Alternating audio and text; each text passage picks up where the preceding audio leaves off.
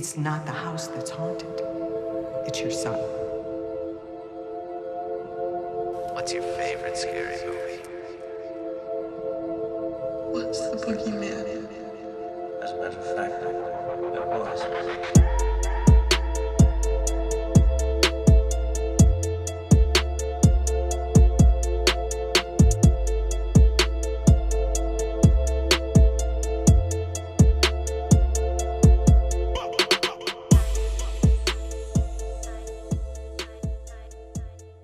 What's up, everybody? Welcome back to the Slashers in Sync podcast. On today's episode, we're going to be covering My Bloody Valentine. This is the 1981 cult classic. It is a Canadian slasher film directed by George Mihawka. It features an ensemble cast, and the plot tells about a group of young adults who decide to throw a Valentine's Day party, only to incur with the vengeful wrath of a maniac in a mining gear who begins a killing spree on that fateful night.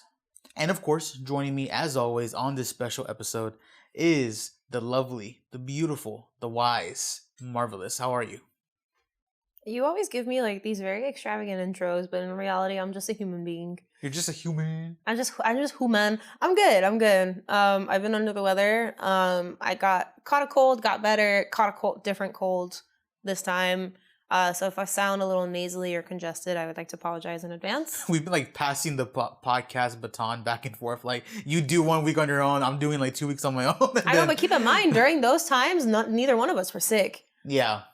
I think from the creepy suites and on, I've been sick. Yeah, that's why I did one of them on my own recently. I just can't remember which one it was. Was it Clown? Yeah. I think it was Clown. It was unsalvageable. Like, my voice was just not there. Creepy Suites, I think my voice had just returned. And then... Clown was a great movie, man. All right. And then Nosferatu we did together, but I think my voice was cracking here and there. Now I have the majority of my voice back, and luckily I feel like I'm not as nasally as I was earlier this morning, so let's hope that stays. I kind of put you on the spot last week, or not last week, the week before when you weren't here.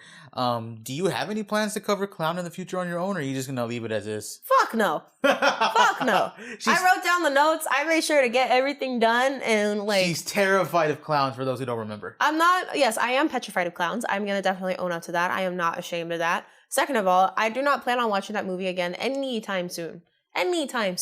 Because you're literally telling me there's a demon that looks like a clown, a cloyne. For those unaware, go check out our very first episode where we talked about paranormal and supernatural entities and just experiences that we've gone through, and we kind of talk about some of the stuff that we're afraid of. And Marva talks about clowns in that of itself, and then I believe we also talked a little bit about your history with clowns on that Reddit story episode, right? With the the clown that was chasing those two kids. Yeah. I guess quick little rundown before we get into Bloody Valentine. Happy Valentine's, by the way, guys. Happy early Valentine's, yes. I was never afraid of clowns until I turned the age 10. And for whatever reason, something just like flipped in my head to where I was petrified of them. I did not watch It. I did not watch any horror films to where I was petrified of clowns. Just one day I woke up and I was like, nope, this ain't it for me. Yeah. I feel like a lot of people have that for different things. You know, I don't know what I'm afraid of, but I'm sure it's something. Maybe my sleep paralysis demon, because apparently it makes the hair on the back of your neck stand up. Really? That's what you told me last time. You have a few. So the lady with like the sunken hair who like moves in really like creepy ways. Oh yeah. That one. No. Kind of, but I didn't remember enough to be all. Yeah. I have a very fast-tracked mind, dude. Yeah, to the point that sometimes it pisses me off. I move very quickly onto different stuff. So. Yeah. I mean, look what happened with this. Fast track, very much ADHD. If you know what ADHD sounds like, that's him.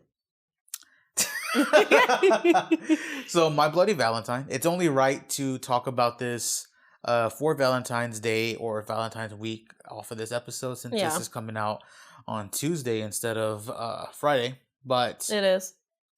We'll probably talk about the remake, the My Bloody Valentine 3D. With Jensen Ackles?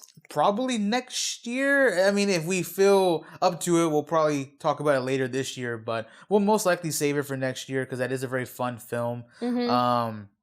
I mean, we love Jensen Ackles in this house. We do. I have been a fangirl of his for a long time. Yeah, and she got me into Supernatural, and I actually binge watched that entirely. Yeah, Like, I think he actually finished the series. I stopped a couple seasons before the finale. But this was yeah. also during the time where it kind of felt like the seasons were dragging and they were running out of ideas. Yeah. So I mean, that could be a fun episode too. Maybe later in the year, Marva and I can do like just a supernatural review. But instead of breaking it down season by season, we'll probably take like an hour or two just kind of talking about what we liked and our disliked. thoughts, yeah. Yeah. I'm down with that.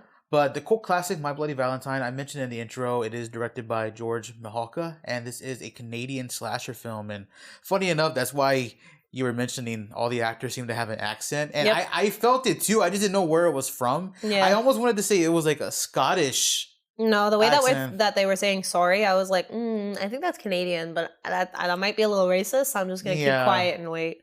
Yeah. The movie also faced notable censorship, and the movie having a total of 9 minutes cut due to the intense violence and gore. And keep in mind, this cut only happened whenever they were releasing the movie in the States, in America. So the original version that was circulating in Canada has all the gore and all the intense scenes. But when Yeah. it came to bringing the rights over to the States, they went out of their way to cut out those 9 minutes. I think at one point, I don't know about now, I can't speak for right now, but I know back in the day, Canada's censorship on films and TV was very different than ours. I'm pretty sure I also remember that being a situation with that show Degrassi, not the one that that Drake Aubrey Graham was a part of, Yeah. but the one before then, the I guess prequel to that show. They would curse a lot, like saying "fuck," "bitch," and everything, and this was like on TV. Yeah. You know, Censorship in other countries is completely different than in the US. Because, like, if you jump to France, they don't have ratings for their movies. yeah, Because they believe that all aspects of life can be recorded on film. So you could be watching a family movie and there's a kid running around the yard butt naked with his little ding-a-ling swinging around left and Yeah. right. And then 2 minutes later, you see the parents fucking in the bedroom, like legitimately fucking in the bedroom. So and this is a whole topic for another day, but that just Yeah. goes to show that movies overseas are just drastically different, especially horror films. We've talked Yes. about that a lot, where horror films over there are just mhm. a different beast. If You know? anything, I would love to get into the topic of like, or even us watching Japanese and Korean horror films again, because that was the first time in a long time where I would genuinely feel petrified while watching a film or on the edge of my seat. And you and I connected that way early on, because before we started going into the classics, I did show you like Dark Water. I tried to throw you into Ju-on, but I think it was just a kind of a bad day for us to get into it and just stuff like that. So We did Parasite. Parasite was one of the Parasite. first like foreign movies that I watched, I guess. yeah. But enough of me rambling. My Bloody Valentine. So let's start off with how this movie opens. The opener is with two minors just kind of walking around, and it seems like they're being secretive, ducking around areas, trying to like get Yeah. away from people and go to a more secluded or private area. One of the minors takes off their suit, and you notice they're wearing a rather cute undergarment set, which lets the audience know that one of them is a female. Once the girl takes off the Harry Warden-esque mask or the miner's mask, things get, a little hot and heavy here. I think you and I, when we're watching this, we're like, hey, yo.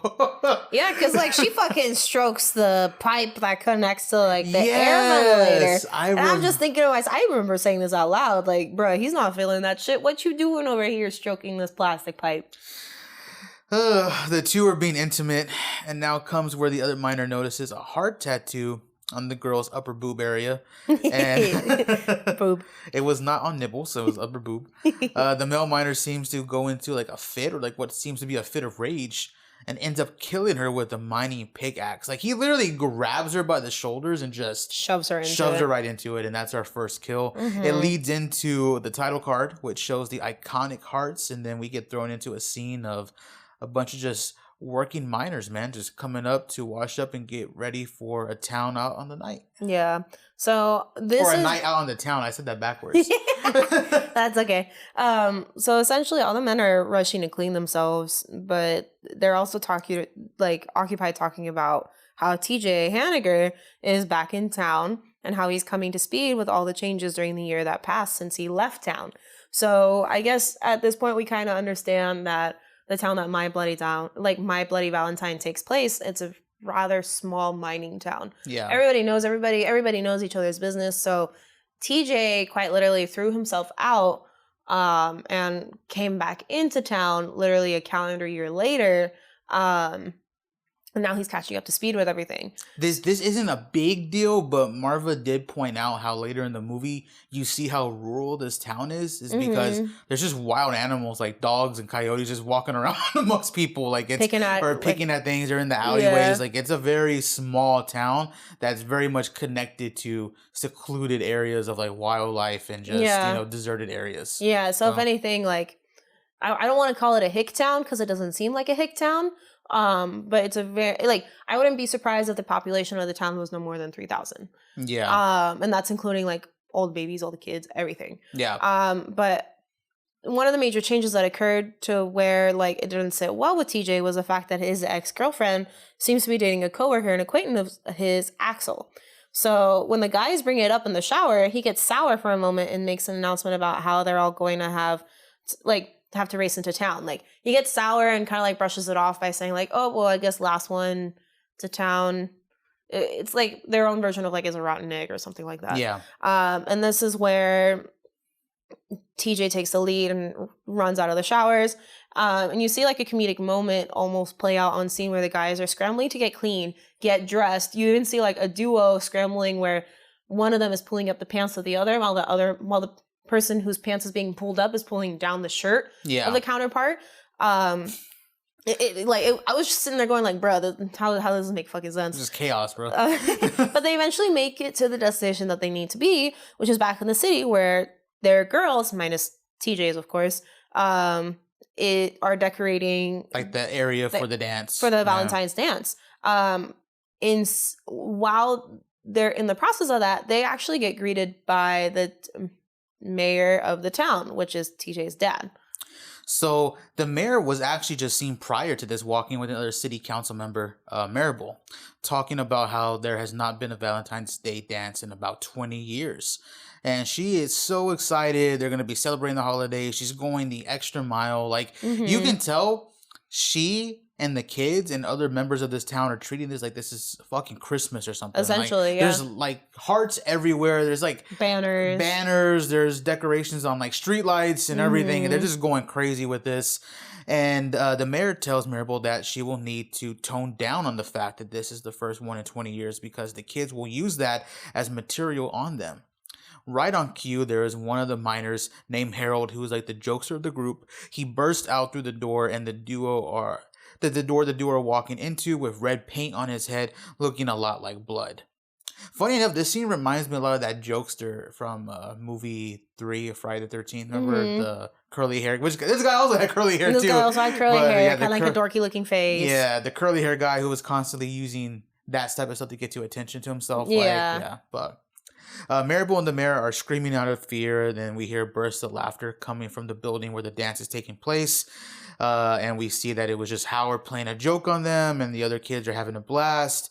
The mayor and Maribel shake off the dread that they just felt, which is hilarious because they were literally just talking about what happened back in the day. They were about to. Yeah. And we see TJ trying to shuffle out of the building the second he sees his father. Yeah, so it seems like TJ and his dad aren't necessarily on the best terms because the two of them have this weird standoff, and TJ ends up leaving due to the excuse of needing to use the restroom. The mayor takes the opportunity to talk to all the younger adults, telling them that they need to behave. All the while, though, these very young adults are talking back to the mayor, telling him that his son is being sour and seems to be rather troubled since he's got back. Keep in mind, Axel is actually the one who starts the conversation on TJ, funny enough. Yeah, so Axel is very much aware that TJ is not too happy with the way that things are since he's been back.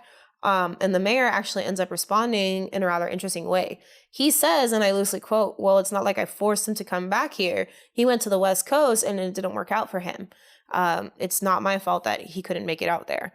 So this makes many people wonder what TJ did try to do while he was over there, and why is it that even his father seems to be rather upset with him, even though he's back after about a year passing. This is when the mayor is about to leave, and he eventually slips out with the sheriff, and Howard steps in and gives him a heart-shaped box that mysteriously was just there in the room before everybody came in to start decorating. Yeah, because everyone's asking, where did this come from, right? Yeah. And no one knows. I think It was just there. I think Howard says it was all just there when we just came in. yeah, So. because like Maribel looks to the mayor looks to Maribel. Maribel says no. The mayor even looks to the sheriff, and the sheriff's just like, fuck no. Don't even insinuate that. Yeah. So like we all don't know where the fuck this box came from, but it looks like a classic box of chocolates in a heart-shaped box. And I think around this time, like the mayor decides that he's going to open the box whenever he's in the car with the sheriff. So the two of them are driving out for God knows what. I don't even remember the full reason behind it. They had to leave for like a meeting. The sheriff was the one that told the mayor like, we got to go. Yeah. So along the way, this is where the sheriff unboxes the box of chocolates, I guess. But it turns out that there's no chocolates in there. It's a human heart. And the heart's still bloody, and there's a little note attached to it giving them a warning that they need to cancel the dance. Yeah, so a lot to unpack there.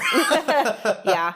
I will say, going back to the TJ situation, that was a very common thing, right? Back like in the 60s, 70s, 80s, 90s. To run over to the West Coast. To run over to the West Coast and then come back, and then they didn't make it. Yeah.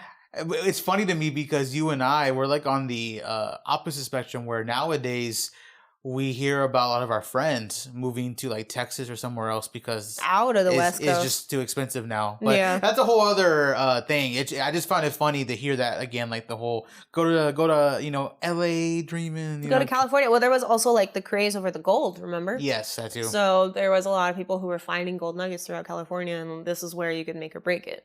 Right, yeah. So, it's not just for the acting, it's also all the land, the material, things like that. Right.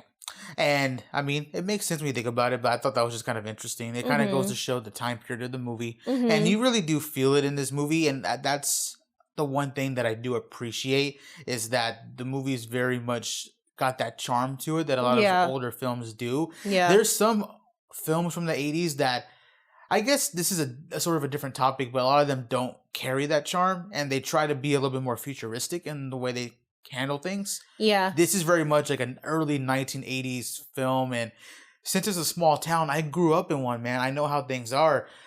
A small town is always behind on things, whether it's the technology, the fashion, like it's... Mm-hmm. So, like, even though it's 1981 there, in reality, they're probably still, like, in the early 70s or the mid-70s. I think you even made a comment about how, like, some of the cars look like 50s and 60s cars, but then you and I immediately attributed to the fact that, well, okay, just like today, people aren't driving 2020 cars all the time. You and me, we drive a 2000s car. Yeah. There's also other people that I know who have 2000. Well, let me give us a little bit of credit. It's close to the 2010s. But people are driving like 2010s, 2015s, like 2020s, or like even 2000s or 1990s cars. So like 30 years back. So if it's taking place in the 80s, obviously 30 years back makes it the 1950s. It was also, I think, back in the day, it was kind of the more of the cool thing for like somebody like TJ, a young adult, to have like a 1960 Chevelle or like a 59 Mustang. Like it was very much a show car. Yeah, so that makes a lot of. We even see that like in 1990s films. Yep. Or like even 2000s. 2000s, like shit. Even what's that show my dad? Beverly Hills 90210. Beverly Hills makes a big deal about it. Yeah, like I think Dylan, the main character, drives like a 1950s Porsche or something. So there's even what we just talked about right now, Supernatural. Dean is obsessed with the Chevy. Yes. There's also I had it in my head. Jump Street, 21 Jump Street. You see fucking like Channing Tatum rolling up with a Mustang, and it's a 60s Mustang. So like these cars are considered classics. Doesn't TJ drive like a green? I don't think it's a Chevelle. He drives something that looks very like... It looks like a classic diner's car. Yeah. But anyway, so we kind of got off topic there. So speaking of the times, you can't have a movie like this without going to the bar. Exactly. So you're especially if you're in a small town. Exactly. So you're at the local bar. The bartender takes the time to explain to the kids the story behind Harry Warden, because again, Howard is just making a complete joke of everything. Yep. Doesn't give a fuck about Harry Warden or the fact that a bunch of kills happened back in the day. Mm-hmm. And the bartender doesn't fuck with that. So he goes on to explain the reason why they don't celebrate Valentine's. A mine site caved in on Valentine's Day about 20 years back, and 6 people were buried alive. The only one to survive was someone by the name Harry Warden. And it seems to imply that he was like he was biting the arm, so it's like he ate the other people, right? Like To survive, yeah. It's so. almost implied that he resorted to cannibalism to allow for him to survive, which in turn caused him to go mad. Because he was there for like weeks, right? I think they said for about a week. So this resulted into Harry being submitted to a mental institution where he was proclaimed to be unstable and insane. He eventually escaped, however, and killed all the people who carelessly left the mine site early that Valentine's Day, or just for people who had any sort of involvement in that situation for a party that was taking place. Rumor now has it that Harry makes his way through every Valentine's Day to make sure there's no parties happening. Yeah. And that's kind of the bartender giving out that eerie, like obviously real officials and people in the know will know that Harry was institutionalized after the incident. He's in a completely different state and different city. Yeah. But still, hey, he comes out every now and then. Yeah, keep a lookout. He prowls through the night every single Valentine's Day evening to make sure there's no celebrations going on. Plus, there's a little something that we see later on that kind of tells us the bartender really didn't believe either. Yeah. Because he like kind of... You and I made the joke where he kind of reminds us of Crazy Ralph, because he makes like some sort of weird rhyme before talking about the background of Harry Warden. But at the same time, like you said later on in the film, we see him almost pull a prank. And this prank... Where he's kind of like... It kind of shows, at least from our point of view, that he's making light of the situation. A bit, to a degree. Like, he believes it to a certain degree. But I also think it's a response of what he overheard at the bar. So it could be a mix of two things. That's true. But we'll get on that in a second. I'll go ahead and pass it over to Marva so she can talk about the drama that's about to ensue right here. Yeah. So MJ and I brushed over this briefly. So at one point, I think either before or after this, the boy miners get together at the junkyard, the car yard, right? Or like where all the car scraps are. Yeah. And they're eating corn dogs or hot dogs. They're like grilling like wieners off of a car engine. Which is fucking hilarious to me. And Axel and TJ have their first confrontation, if you will. It's almost like as if they set out and declare war on each other on who can have Sarah for sure. Yeah. So that's the preface of this. To fast forward to the moment that we are right now in the movie, we see Axel interact with Sarah, who is the very girl that TJ was in love with, and Sarah was in love with TJ before he left. And Axel is rather hands-on, and he makes sure to be very showy, especially when TJ is glancing over at Sarah. Yeah.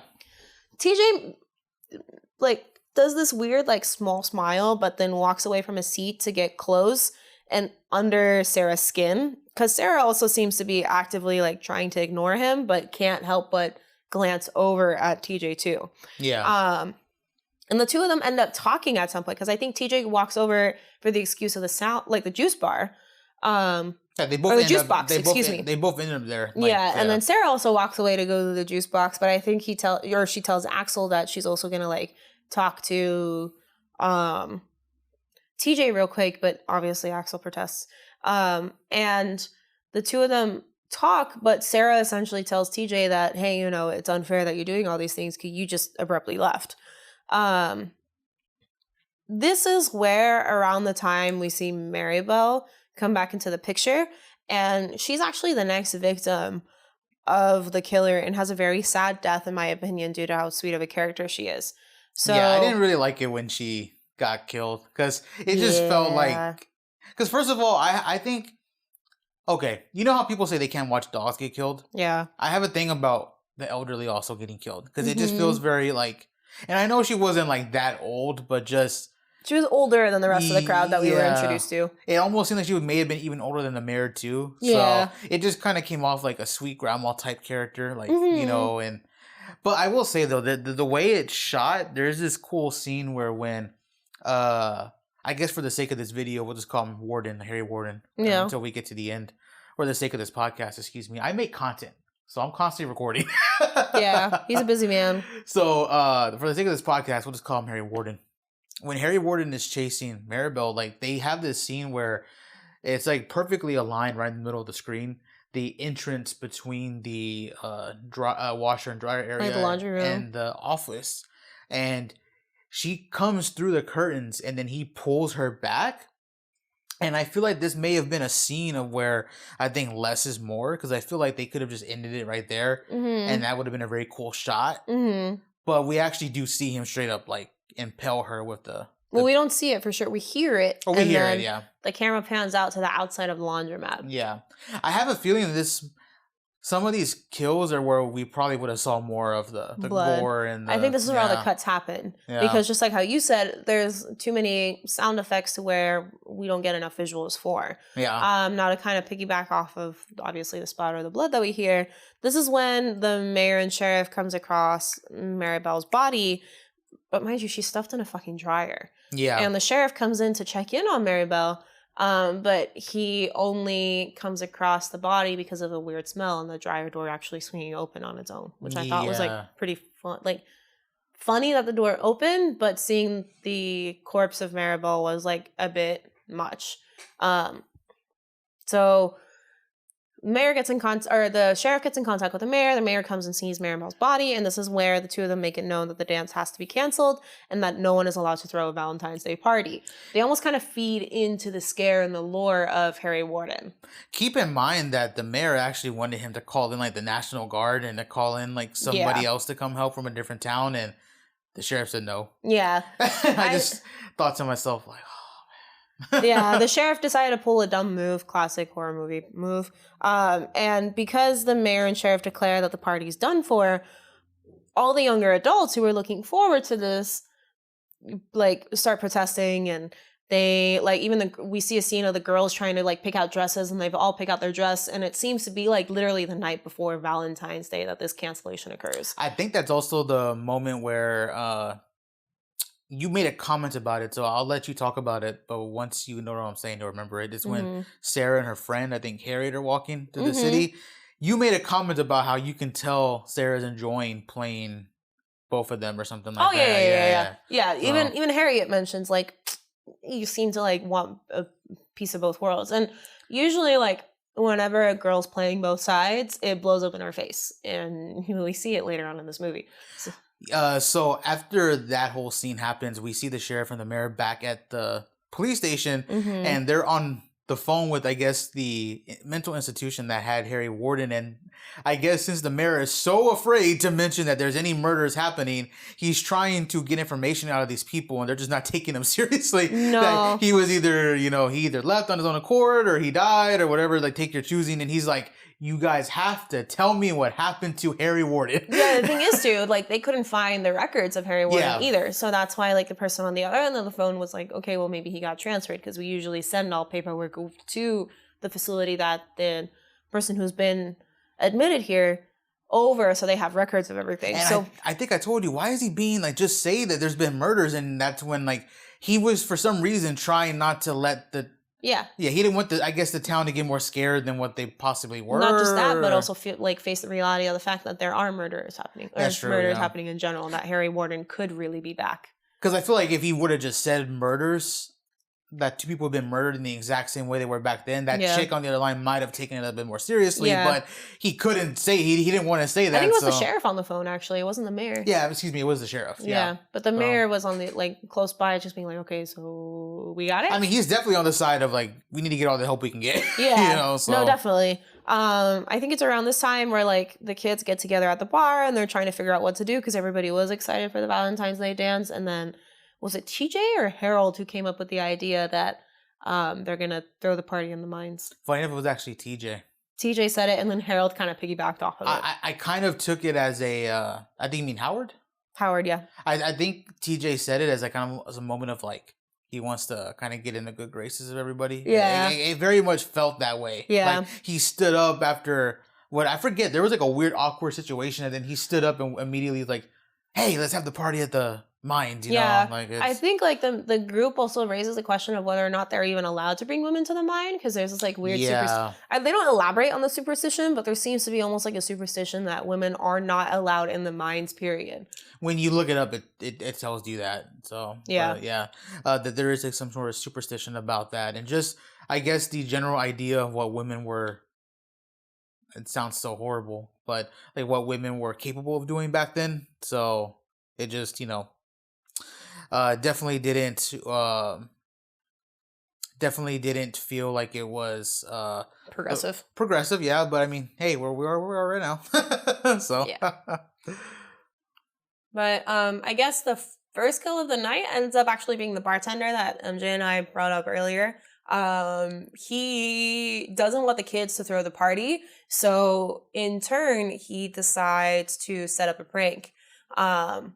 And he builds a dummy doll that looks a lot like Harry Warden, and is testing out the dummy doll, the trap doll, if you will, where he ends up being killed by the cursed miner. yeah. I think he's like trying it for the first or second time, and you see him laughing, but he's also taking swigs out of the bottle, so we can assume that he's like drunk or at least tipsy.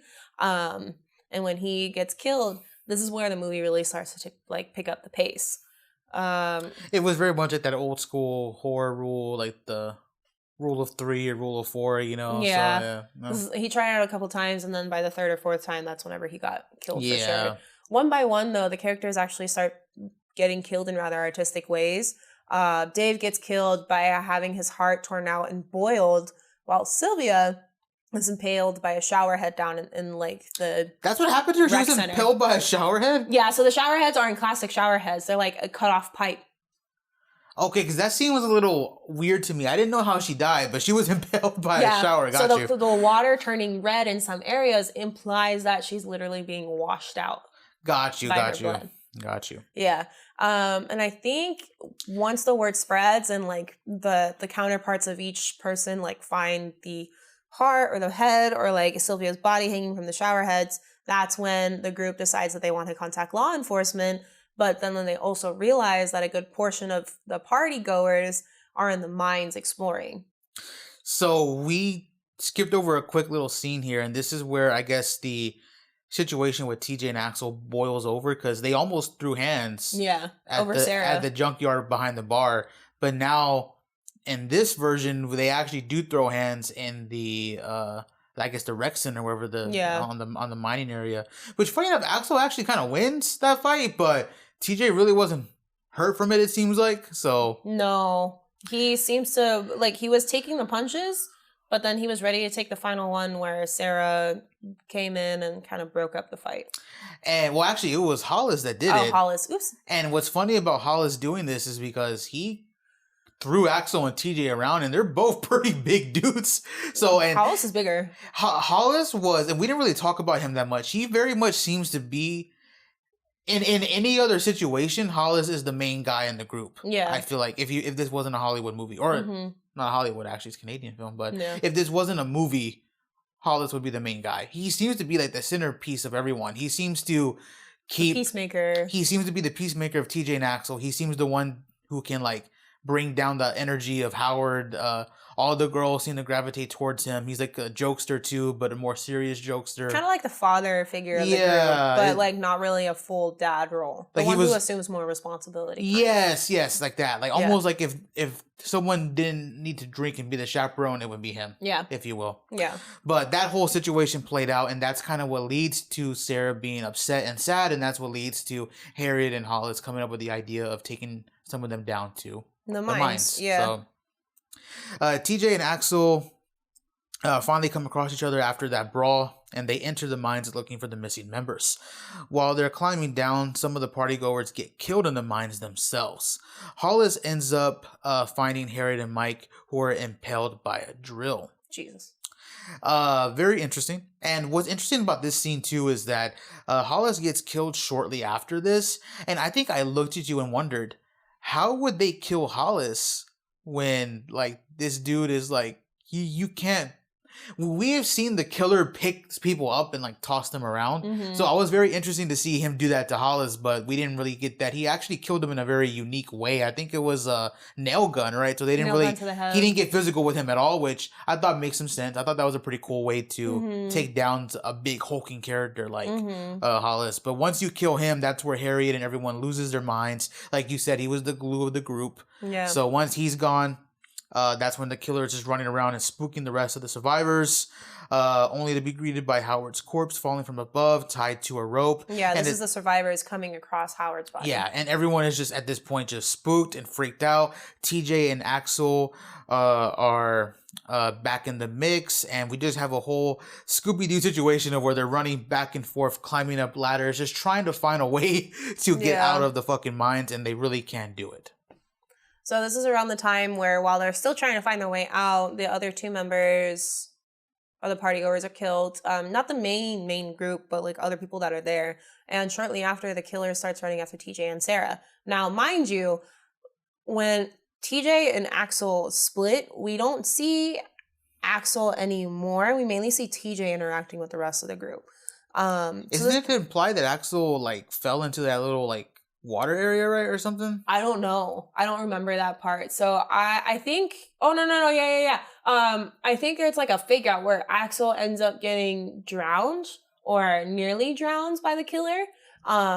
But TJ still decides to leave him with Sarah. Like they just leave him. Yeah, because like they're really trying to get out. I think they hear like noises and things. So like the killer is not really there, but they know that the killer is coming close.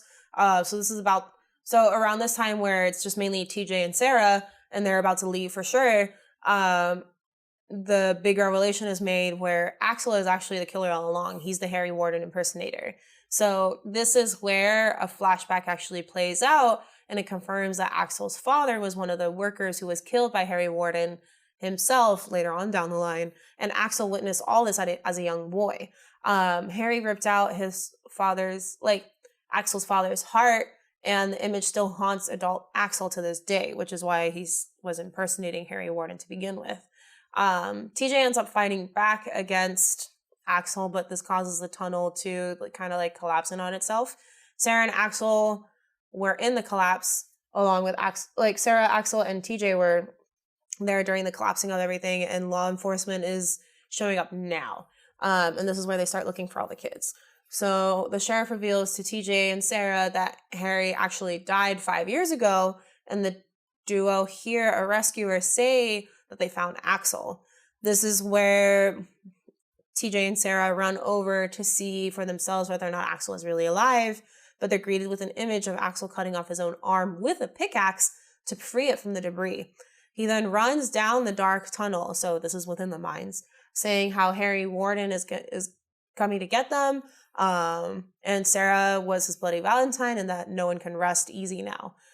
So this implied heavily that Axel is to die from insanity and blood loss, because obviously he doesn't get the help that he needs. But the movie ends with the shrill of Axel's laugh in the background. Let's talk about that ending, bro. That ending was... It was rather abrupt. It was abrupt, but eerie as fuck. I did not expect it to end that way. No. Hearing Axel just run, and they had that reverb and echo on him, and you see the way he's running too is very creepy, because he's obviously in pain. He's dizzy from the blood loss and the collapse, and he's swerving and swaying while running into the darkness. It's very ominous. It's very haunting. I did not expect it to end that way, just with the voiceover of Axel and just him basically screaming Bloody Mary to them, and then calling Sarah his Bloody Valentine, and then just the laugh that he does. I remember I sat up because we were both kind of in a laid back state on the couch, but I sat up and was like, that's the ending? What the fuck? Yeah. It very much caught me off guard, but I don't think I believed it until I saw the credit rolling, and I was like, oh. And then that freaking love song started playing. I forget the name of it, but it's a very popular one, and it just very much made it even more eerie. So I was just I was like, bravo. That was as far as not the third act, but just the ending of the movie itself was fire. That was really cool. The third act was okay. It very much just felt like things were rushed. Yeah, a lot of the stuff in the mines, it was kind of hard to see too. It was, but I think they were trying to keep it realistic, because the characters only had one lantern to really split amongst themselves. Yes. So that makes sense. It's just still, it's hard to make. You and I had to rewind a couple of times to make sure we caught everything correctly, but even then we missed a couple of things here and there. How did you feel about TJ in this movie versus let's say Jensen Ackles' character? As far as like the guy who comes back to town after disappearing for a while. I feel like they're different because Jensen Ackles' they're very version, different. Yeah, just Jensen Ackles' version of TJ is like he's rather haunted and seems to be having like an identity crisis, while this 1981's versions of TJ seems to be rather like set in his ways and very determined that he's right and wants to prove everybody that he's right. I also feel like Jensen Ackles' character is older too than the TJ that's in this one, because in this one it's almost like they're still young adults, whereas the movie in this one, I think TJ is gone longer. He also refers to himself as Tom in that. So he just seems like a more mature, older version, whereas this one is still very much the rebellious. He can't even be in a room with his dad, calls himself TJ. In his early 20s. Yeah, so. Yeah. But overall, My Bloody Valentine was pretty good. We don't own it, so I don't see myself rewatching it for a while because I don't think I would want to rent it. But, at least in 1981. Yeah, but overall, it was a fun movie. I would probably rate it like a 6 out of 10. 6.5. Yeah. But let us know down below what you think of My Bloody Valentine. And also, what are you guys doing for Valentine's Day? Are y'all going to be watching any spooky movies after going out on a wonderful date? Let us know how y'all's week and day for Valentine's Day is going to be planned out. And are you watching Hard Eyes, by the way? Because Hard Eyes is a horror Valentine's Day movie. We're probably going to watch that soon. Yeah, very soon. So expect an episode on that. But thank you guys for listening as always. And we'll talk to y'all next time. Bye.